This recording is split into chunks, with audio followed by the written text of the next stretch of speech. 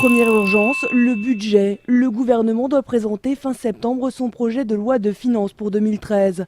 Objectif, réaliser plus de 30 milliards d'euros d'économies pour réduire le déficit public à 3% du PIB.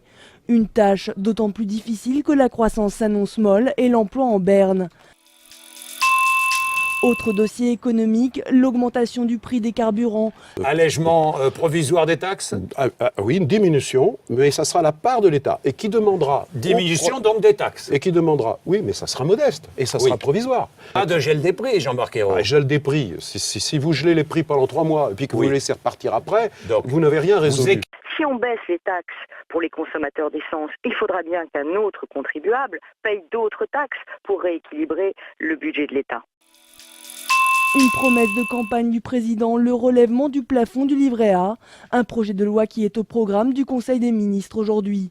Nous allons augmenter déjà de 25%, c'est pas correspond à besoin, là où ça sera annoncé ce matin au Conseil des ministres. 25% tout de suite. Tout de suite là. Et puis je vous ai dit livret développement durable, on le double.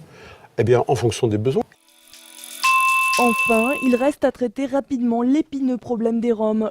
S'agissant du travail, il y a une période transitoire qui a été décidée par l'Union européenne jusqu'à la fin 2013, donc qui limite l'accès à certains métiers des populations d'origine roumaine et bulgare. Vous pouvez mettre fin à cette situation avant 2013. On va en discuter cet après-midi. Vous êtes favorable ? Je rappelle qu'il y a une taxe qui est payée par les employeurs. Souvent, c'est les emplois que personne ne peut prendre. Jean-Marc Ayrault ? Je suis favorable à une évolution.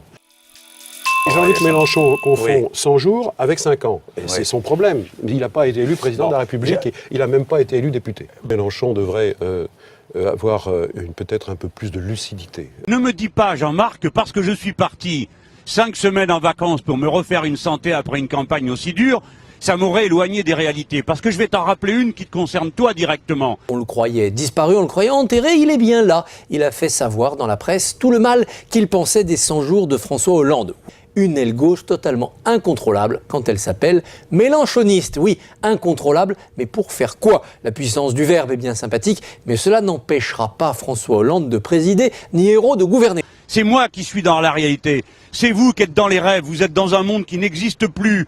Un monde tranquillou, à la papa, plan-plan, où on peut prendre son temps pendant que les gens souffrent et que l'économie de tout le continent est en train de sombrer. Voilà ce que Jean-Marc Ayrault ferait bien d'avoir à l'esprit, au lieu de me donner des leçons sur ce ton méprisant et hautain qu'ils ont.